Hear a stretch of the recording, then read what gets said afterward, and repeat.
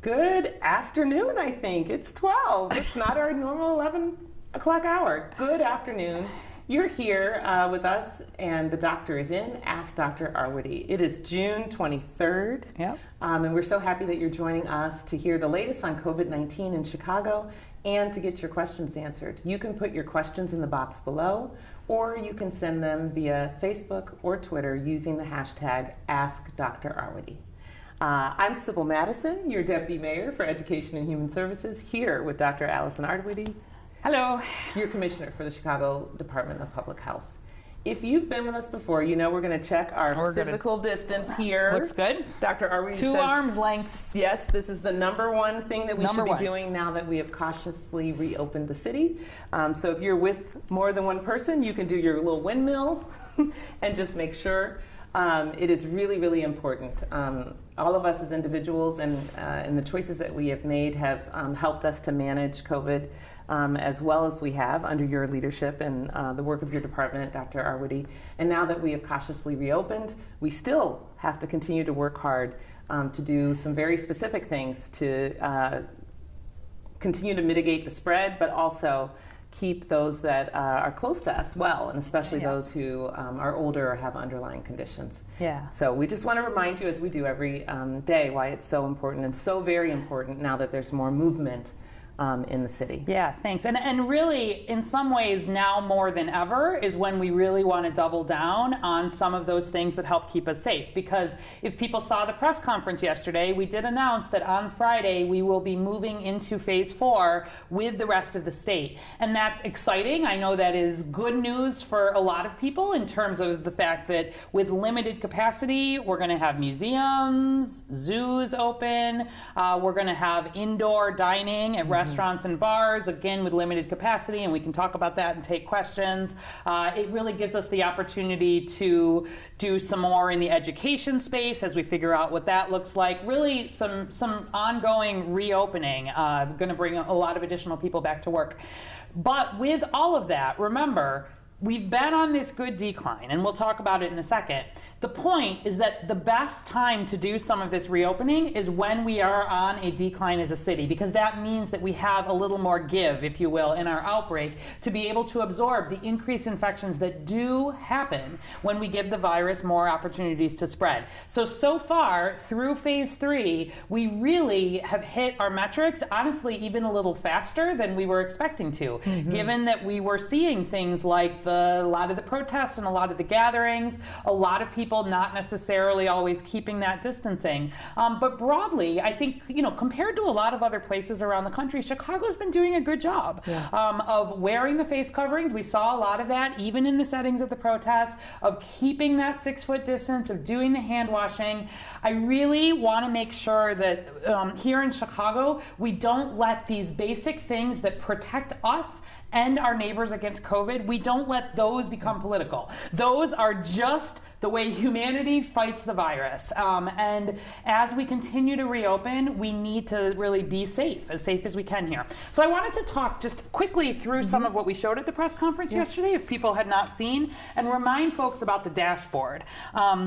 So first, if we move to from the dashboard weekly totals, I'll remind you that as always, you can go to chicago.gov/coronavirus. Right up at the top is latest data, and the very first tab under that will take you to our new dashboard, which is interactive, and we showed it last week. The details about it. You can also get there directly by going to chi.gov/COVID-, but there are weekly totals and trends. And so this gets updated once a week, and it's where we're really looking at what progress looks like. And we want to make sure that progress is happening across all races and ethnicities, across all zip codes, every community area.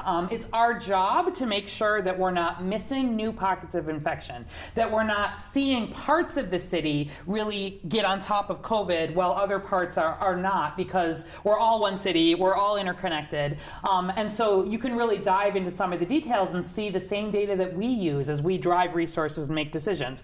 But just to sort of highlight this here, You can also pretty easily compare week to week. So the most recent week, we'd had about 1,200 cases over the week, but you can see that was about 24% down just from the week before. And that's been a remarkably stable decline going all the way back to early May. People tested are going up, deaths are coming down, and the percent positivity. So encourage you to explore. The next slide is really the daily numbers. So your default, when you go to the Chai COVID Dash, will bring you to that daily default page. And the very first green, hopefully it stays green because it's green as long as the numbers are good. Green, that first green, confirmed cases, that is our 7-day average for new COVID cases. And this is the number that goes into that graph that we look at every day. And it's the number that we use to know the progress that we're making. So this was what we showed at the press conference yesterday. We were down to 167 cases, and you can see that was a 3% drop just the previous day. If you go onto that dashboard right now, you'll see that as of today, we're down to 159 as our new average, down another 5% just since yesterday. Similarly, the percent positivity, that's the whole city, we were at 4.9%, so we had just crossed that 5% metric, and actually today we're down to 4.8%. And that's with the testing numbers staying up above that 4,500 per day. On the dashboard, we talk about people tested.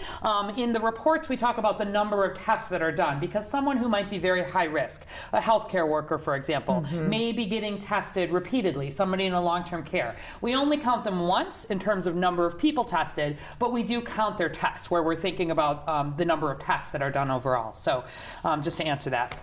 Let's go to the next slide, because I did want to highlight there were a couple of sort of newer concepts that we dove into a little bit at the press conference, and I wanted to see if people had questions. So this graph overall, this is just our daily case incidence graph. This is the one that if you've been following, we look at it every single day. And that light blue line is the 7-day average. And the thing that was really good news here was that you see on the right where it says high incidence with that red arrow going up and then moderate high below it? One of the reasons that we're able to move into phase 4 on Friday is that finally we are moving out of a high incidence state here, and we're moving into moderate high.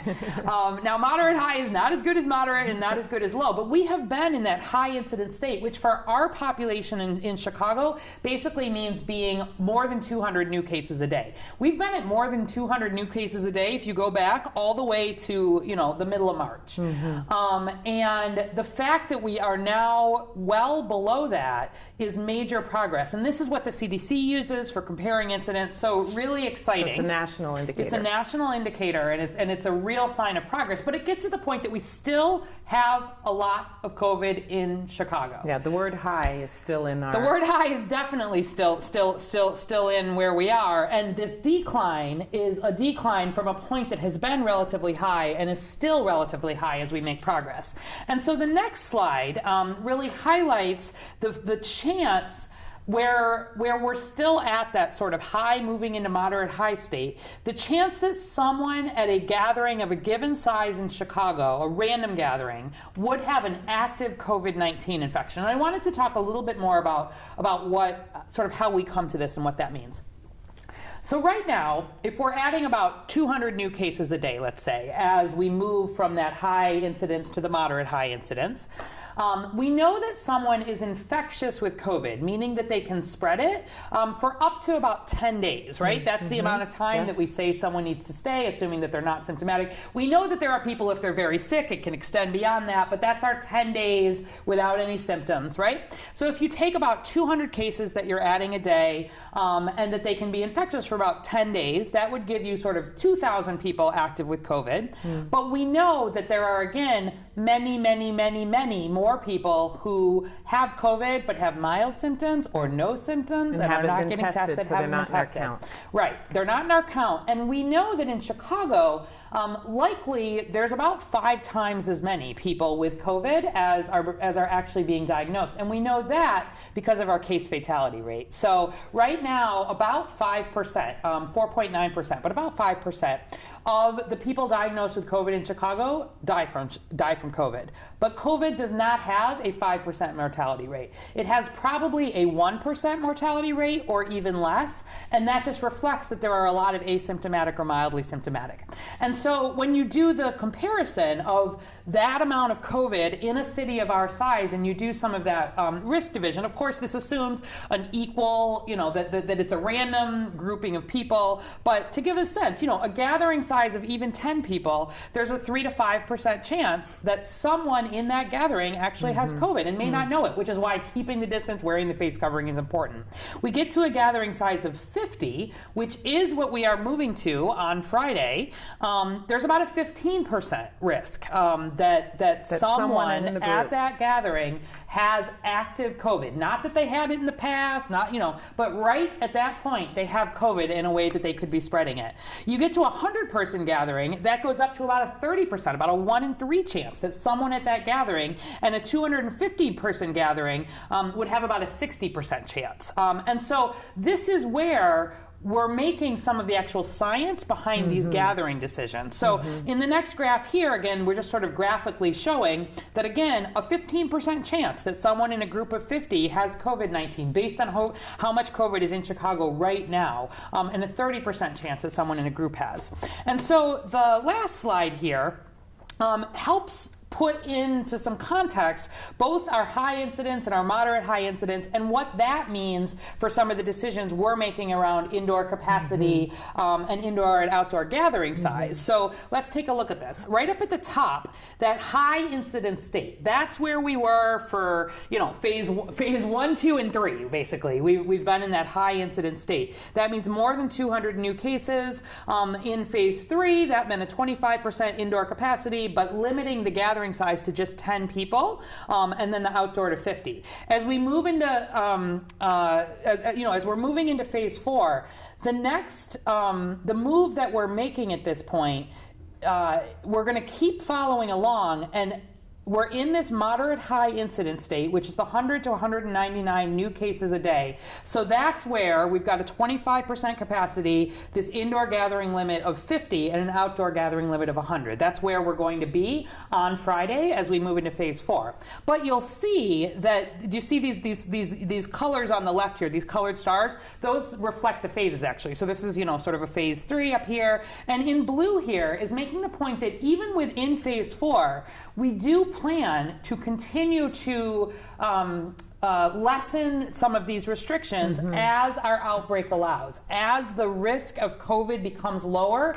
because we have less COVID circulating, we'll be at a point where the chance that you have someone with COVID in a gathering size, gets cut in half, and with that you can move forward. So next we'll be following to a point of getting to moderate incidence, where we get down below 100 new cases a day. When we're at a moderate incidence state, we'll feel more comfortable that we can have indoor capacity at 50%, indoor gatherings of 100 people. So this is some of the I wanted to sort of pull the curtain back on some of the science behind the decisions that that we're making as we're putting these recommendations in place. These are the decisions that we get to make at some level, but the most important actual thing about how we do with this outbreak is much more about the individual decisions that are being made. So we're doing the best that we can in terms of timing, working with industries, making everything as safe as it can be. But you keeping COVID in the front of your mind as you're making decisions from now until we're done with COVID, which is not going to be for a long time, to be fair about this. It's just really important. So as you're out and about, I want you thinking about what risks am I taking, not just for myself, but for everybody who I am close with, and what can I do to limit that risk? Can I keep the distance? Can I wear a face covering? Can I do the hand washing?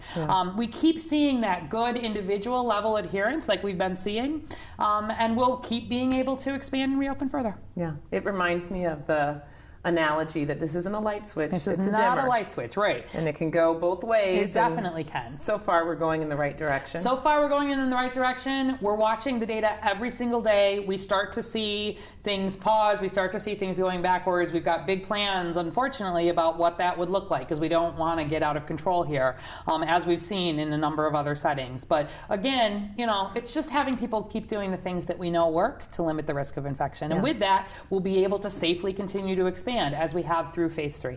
And one thing that I think we should remind people, of is if you have any kind of symptoms, yes, you should not be outside. It is That's the law. Still true, right? Yes, it is the law that if you are sick, even a little bit sick, you need to stay home.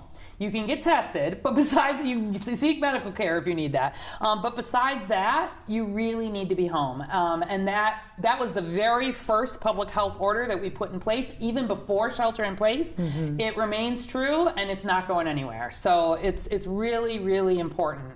That anyone who is even feeling a little bit sick, I don't want people taking chances. I don't want people thinking I'm going to be a hero, I'm going to power it out. No. Risk of COVID is high. We have a lot of COVID here. I want you staying home. I want you getting tested. I want you thinking about other people. It's not a summer cold situation where you'd be like, oh, the season just changed. That's right. It's a little cold. Right. Testing's free. It's available. There's details on the website. So.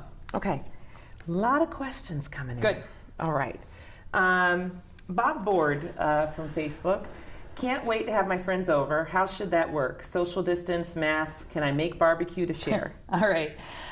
So as always, I'm never going to have a yes/no answer here. This is all about risk, and it's about thinking about the risk of yourself and the other people who are going to be gathering. The safest always, as you have people over, is to be outside if you can. So that's good. I like hearing about barbecue. As much as you can, it's continuing that social distancing. Keep that 6-foot distance. You do that and you're outside, your risk is really very low of transmitting COVID. If you can add the face coverings to that when you're not eating, that drops your risk even further. The question, I think, comes in about, are these friends going to be friends that you are going to make a decision that they're going to sort of be in your bubble? They're going to be someone who you have close contact with, meaning you're going to be getting within 6 feet. You're not going to be wearing the face coverings. You're going to be potentially sharing food. That's like bringing people sort of into your household, if you will. And so who are these people and who are in their bubbles? So, we're going to be introducing, I just filmed a sort of think twice that we'll probably talk about some more on Thursday. But maybe we will preview it real quickly. Is that all right? We'll bring this up. If we can bring it up and we'll talk about it, because we want everybody really thinking twice about COVID risk. Are we able to get that up? Perfect. So step one is I want you thinking about yourself and all the people with whom you have close contact. So if you're hosting this barbecue or you're going to this barbecue, think about yourself and everyone in your circle. Is everyone under 60?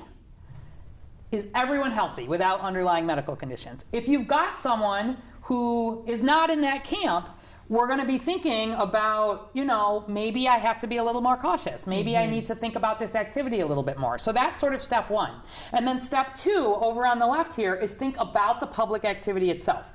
Can you avoid crowds or close interaction with people you do not know? That's a high-risk setting because you can't control, and you have no way of knowing what the risk is of those other people. You haven't had the conversation with them. So for a barbecue, check. You can avoid a crowd, and you can avoid an interaction with people you don't know. You can have that conversation.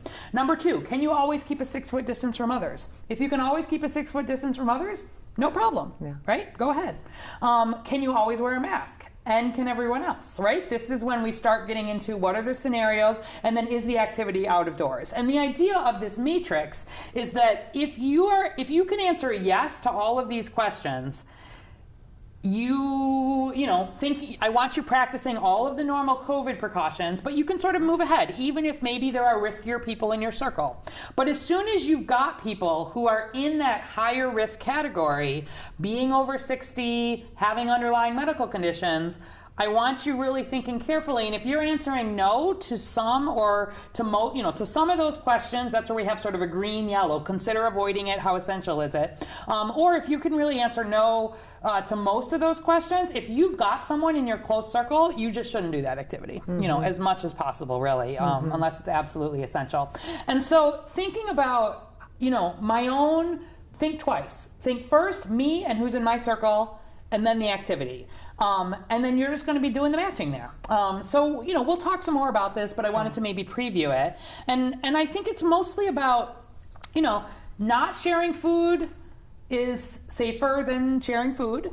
Sharing food is relatively safe compared to breathing on each other within a 6-foot distance, right?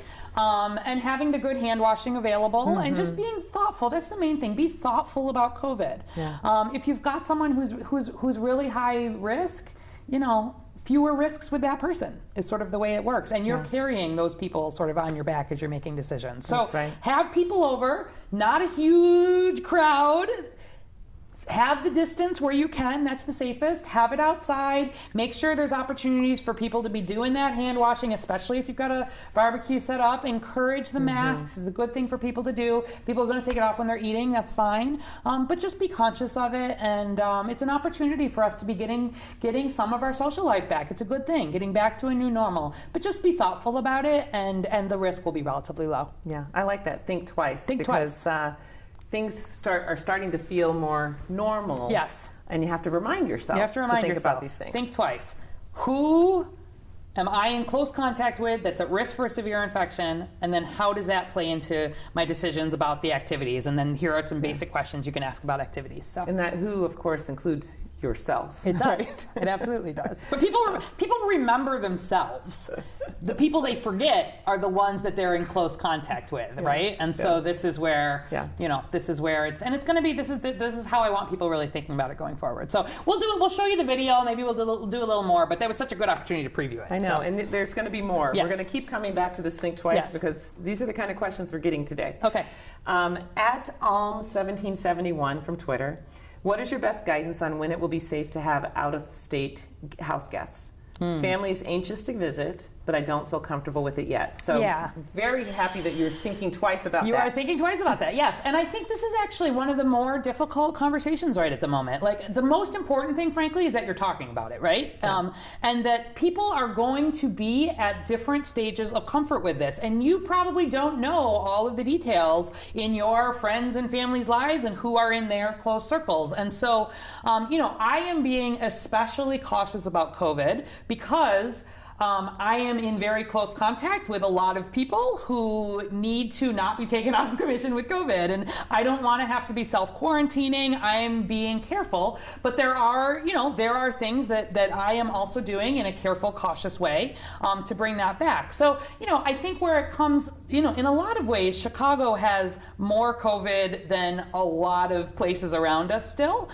We are seeing COVID, though, spiking all across the South and the West, and even in the places where it's in relatively good control, there are other places like us that, although the downward trajectory has been good, we're still at that high or moderate high incidence, so there's still comparatively a lot of COVID. And so, you know, if you don't feel comfortable yet, the answer is you don't have people over yet, period. Yeah. And you have that conversation. And you say to the people from out of state, you know what? Chicago just got out of high incidence to moderate incidence. Like, right at this moment, like, I'd really rather, you know, it's a risk for you, it's a risk for us. And we really want to wait until the risk is a little bit lower. There's people maybe in my circle who I'm concerned about, and let's look later in the summer, or let's look to the fall. That is a good conversation. It's a good way to talk about it. And it's really important that as people are sort of on different pages about risk, that we're thinking about it. You know, if someone's inviting me out to a restaurant, for example, right now, I might say, you know, like, maybe let's not go to a restaurant yet, but why don't you come over and we'll socially distance on my deck and, like, have a conversation, right? Yeah. Or go to a park and maybe have a picnic in a way that can be a little bit socially distanced. Other people might say, you know, I've done my think twice. I don't have anybody I'm particularly concerned about in my close bubble, and I'm really excited about this, so I'm ready to go not just outdoor dining, but indoor dining. How can we do that as safely as possible? But it's about having the conversation. I want people bringing these things back into their lives. I just want them thinking about it and doing it in as safe a way as possible. And everybody's going to have different priorities, right? I had to get a haircut. Like, it had been 6 months since I had a haircut. So, you know, I did all the things that I could do to make that as safe as possible, but that was a decision that I made. Because I got my haircut, I said, I'm not going to do anything else that puts me at significant risk this week. My hairdresser did a really good job. You know, she had the mesh, she had the cleaning, she had the, you know, all of the things are in place. But it's not a no-risk interaction. So, and you're still physically distancing. That's right. Yeah. And so, and so I said that's kind of my priority. That was my essential activity for the week. And I'm bringing social things back, but very carefully and cautiously. And if and when you have someone at high risk for a bad outcome, you really have to be especially careful. Just as we open up further. Yeah, I appreciate these COVID convo tips that you're giving. There you go. The other thing it made me think about, though, is this might actually also apply to county, right? Like there are counties in our own state that are in very different places than we are in Chicago. Yeah. And so it's not just about out-of-town visitors, right? Yeah, that's right. Out-of-state visitors. Yeah, it's right. It's just, I think it's the idea of visitors in general. Visitors you are letting into your household broadly. It's very hard to sort of, thinking about social distancing and not sharing things, like they are part of your household. And are you ready to have those folks in your bubble, if you will, and whatever risk they have with them. So, there are parts of the state that have had very little COVID. There are parts of the state that are low incidence or moderate low incidence. It's actually a bigger risk for them probably to come to Chicago, but then there's all the individual pieces that play into that. Yeah, so thank you for that great question. Aaron Walford from Facebook.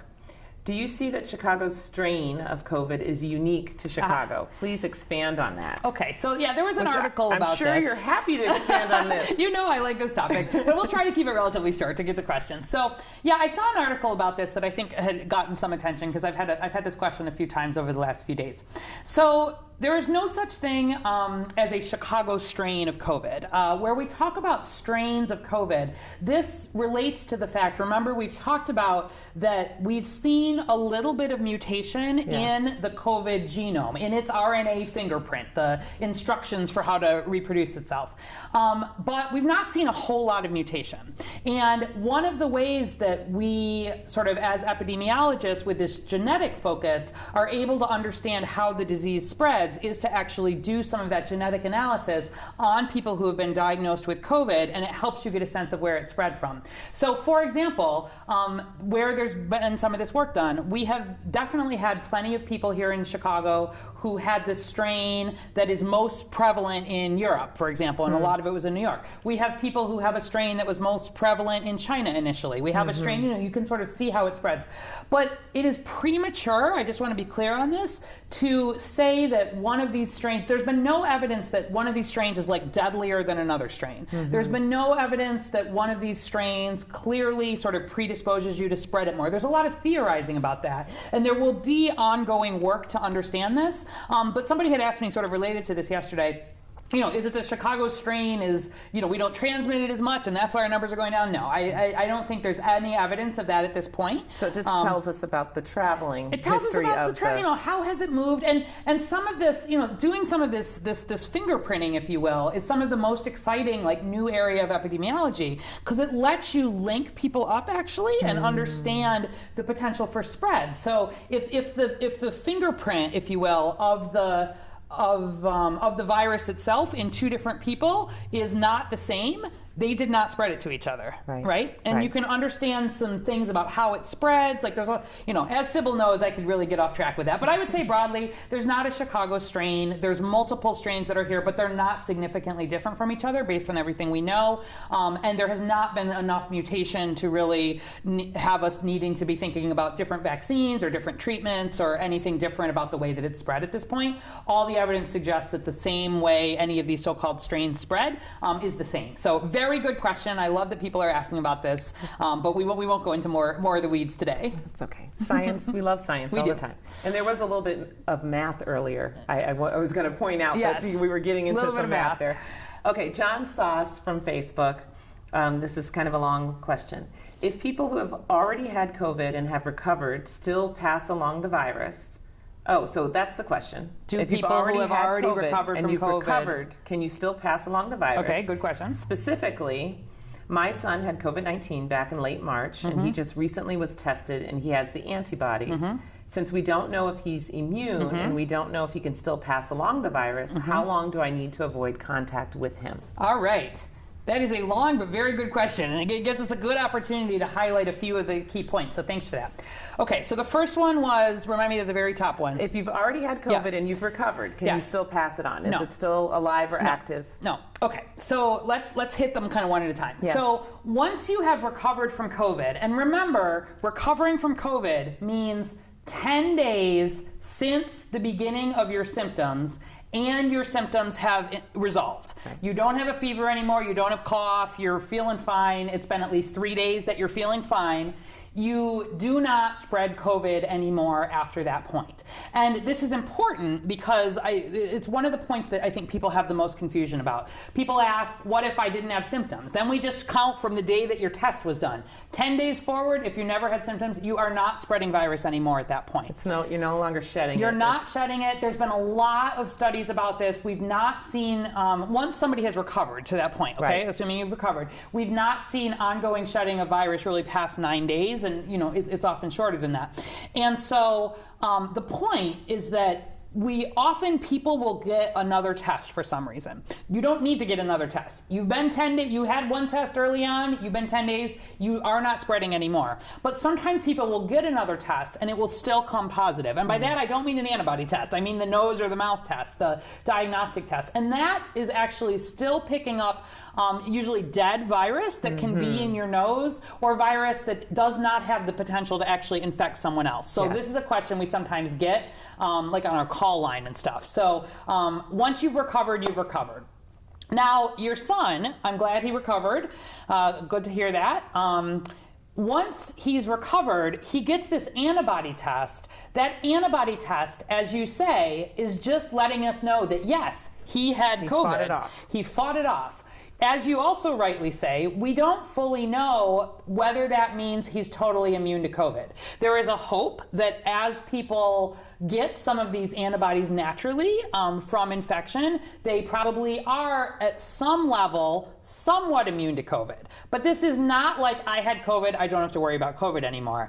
There's questions about how long that protection lasts, especially people who had mild cases of COVID. There's some studies that are coming out that suggest those antibodies don't last very long, or they may not be high enough, or they're not the right kind of antibody. Maybe we'll do some of that on Thursday, to actually sort of fight off COVID again. And so, to your point, your son had COVID back in March. It's been more than 10 days. He is not spreading COVID anymore. You do not have to worry about him spreading his COVID infection. You did not have to worry about that once. Not contagious. Not contagious. But question mark as to how long the immunity How long the immunity will last. And so remind me the very last part of the question, because I liked it. Since we don't know if he's immune. Yep. And we don't know if he can still pass along the virus, how long do I need to avoid contact? Okay, right. So at this point, you don't need to avoid contact with him because of his COVID risk. If he is in your bubble, if he is someone who you would regularly, be having that interaction with, and you've sort of made the decision that he's someone who's sort of risk of COVID, you're going to take on. Forget about the fact that he ever had COVID. He's just your son. And if you would otherwise make that decision, let him in your bubble, John. Let him in your bubble. Let him in your bubble. But it's important that he doesn't just assume because he had COVID that he can give up on it. That he doesn't need to wear a face mask, or that he shouldn't keep the 6-foot distance, or he can go into crowds. We want him to keep up the things that help protect everyone against COVID, but he himself is not spreading it based on that past infection. Okay. So even if you've recovered from COVID, you still need to keep your distance. You still need to wear a face covering. We'd like you to, yeah. Okay. Because the fact of the matter is we don't know that you're fully immune, right? And so especially people who are high risk, there's this reinfection. We don't think there's a lot of chance of reinfection. There may be some chance. There's a lot of questions out there yet. We're still learning. By far the safest thing to do, and I think just frankly also from a sort of societal standpoint, like I don't want you out on the street being like, oh, I'm not wearing my mask because I had COVID in the past. Like that is not the messaging here. The messaging is that everybody's doing this because this is how we all protect each other. And just because you had COVID, I am not like giving you a passport. I have not said you're fine. You don't have to worry about COVID. We do not have data at this point that suggests that. And as we learn more about it, fully understanding what it means to have these antibodies, and then eventually the vaccine, which will actually give you, the neutralizing antibodies that will protect you. That's when there actually will be, more sense of security around that. So bring him into your bubble if you like. I'm glad he got over COVID. I'm glad he has antibodies. That means he has at least, some level of an immune response there. Probably has some level of protection in case he were to be exposed again, but not complete. So he should keep doing all the regular things that everyone would keep doing, and move ahead. Yeah, this is very fascinating, though. It's very interesting. It is. Right? Especially as we think about people, like you said, who had a low level of symptoms or no symptoms, and whether their body actually had to fight that much. That's right. If they against did, it. That's exactly right. There's this thing that if your body, there was a study, a recent study that came out that showed that sort of the antibody levels were only lasting a shorter amount of time. They weren't as high, they weren't as strong for people who didn't have a very bad version of COVID. And so, this is where we're still really learning. You've heard me all along here. I'm excited about serology testing which is the antibody testing, that's the blood testing. That really lets us understand at a population level what's happening with COVID. It helps us understand the risks and the spread, but it does not, the WHO has been very clear about it. We are not yet saying that a positive serology test means don't worry about COVID. Yeah. Okay, so this next question is probably already answered. Okay. It's also a little bit long, but I'm going to read it anyway because it's connected to this conversation. Gail Waldock from Facebook: with the number of COVID cases now numbering in the 100s of thousands in Illinois, has thought been given to issuing COVID positive IDs of some sort to anyone who has tested positive for COVID antibodies? This would allow unrestricted activities and contacts for these people. No, it wouldn't. Right. So great question. This is one of the fantasies, I think, that people were really floating early on. This idea of a COVID passport or a COVID immunity. At this point, there's still, to the point of the last question, there still are a lot of questions about how protected are you, for what amount of time, at what level, if you've had COVID in the past. And so this was an idea that had a lot of sort of juice around it early on. And also as people were thinking about folks coming back to work, and wanting to... And I think, again, there's studies going on. We're going to continue to learn about it. We haven't totally given up on this concept, but I think it's, as opposed to it's like I had COVID once and I'm done, will we get to a point where there's a way to actually check antibody levels or sort of understand what that looks like? Or more to the point, I think this is more around that I am not engaging in risky behaviors. I don't myself have symptoms. We've been having some interesting conversations about how the app can play into this COVID coach.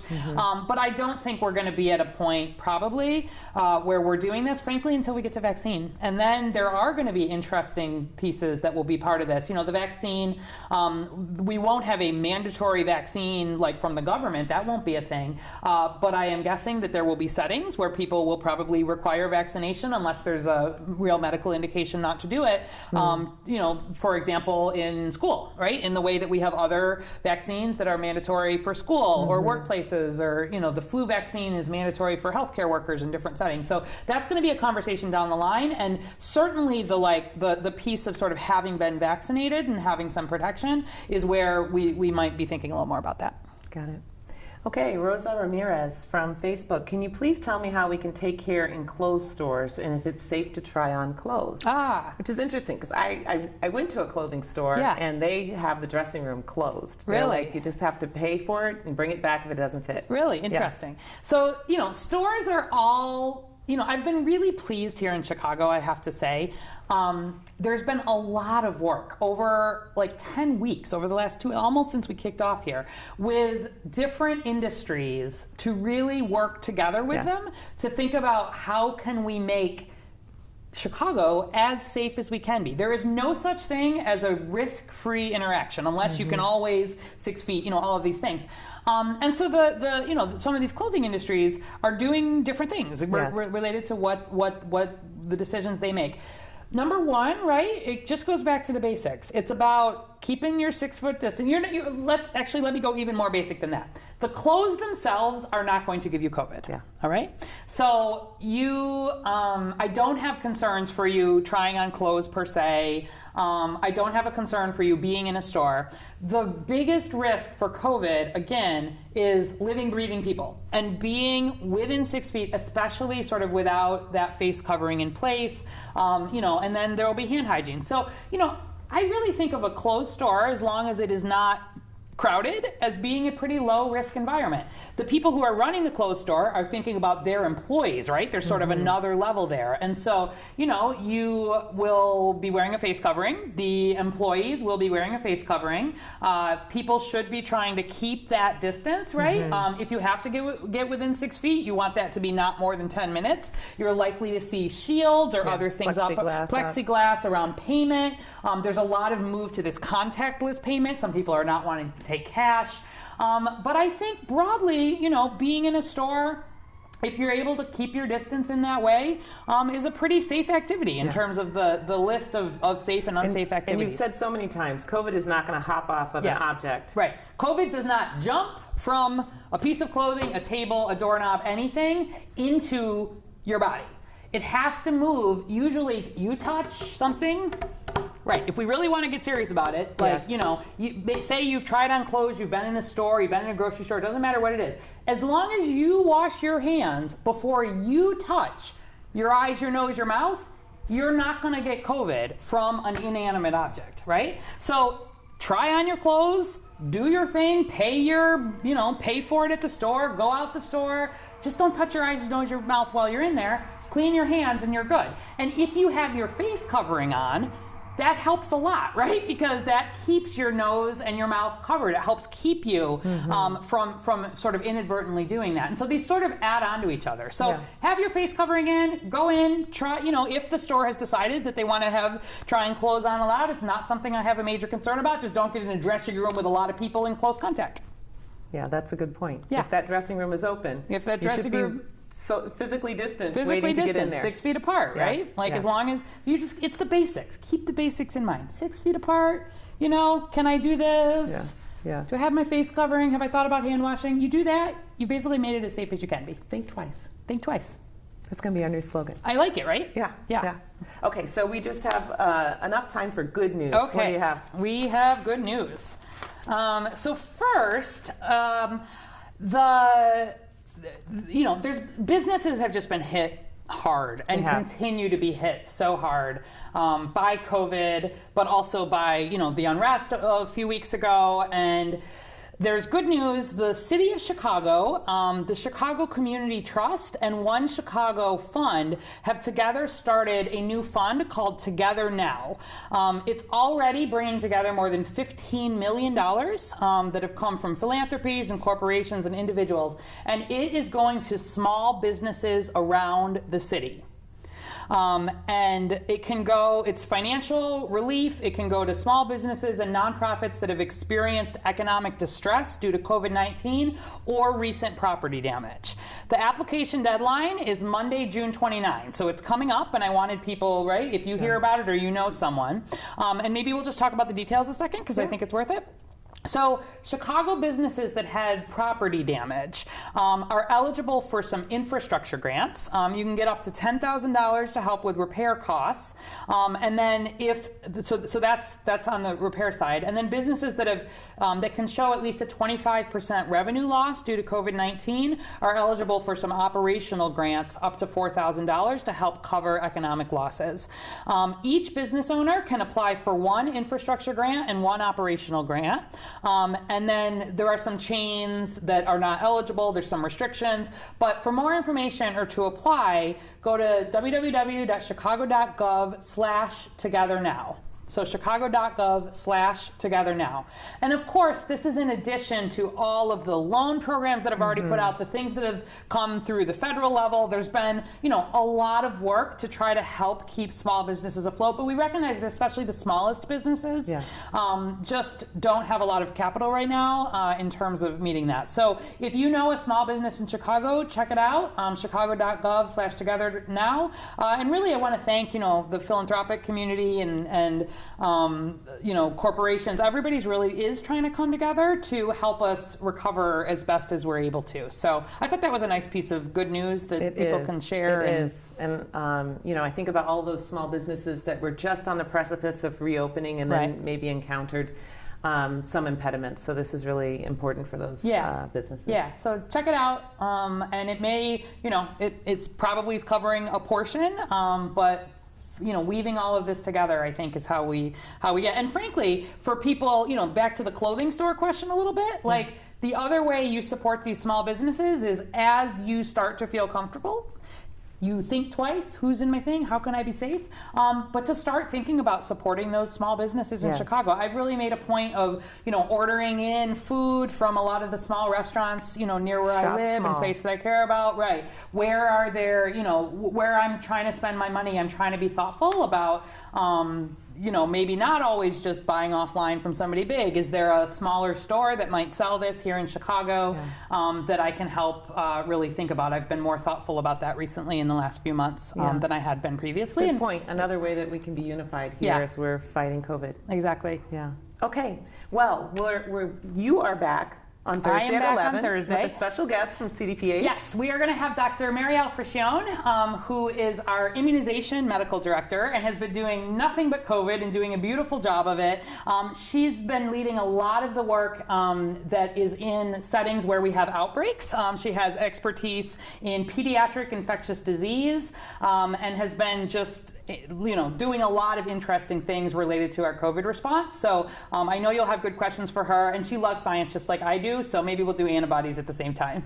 I'm going to be watching. You're going to miss out. I'm going to watch. Okay, so until then, I'm going to just remind people to think twice. Think twice. All right. And I'm going to say, see you next time, and be safe, Chicago.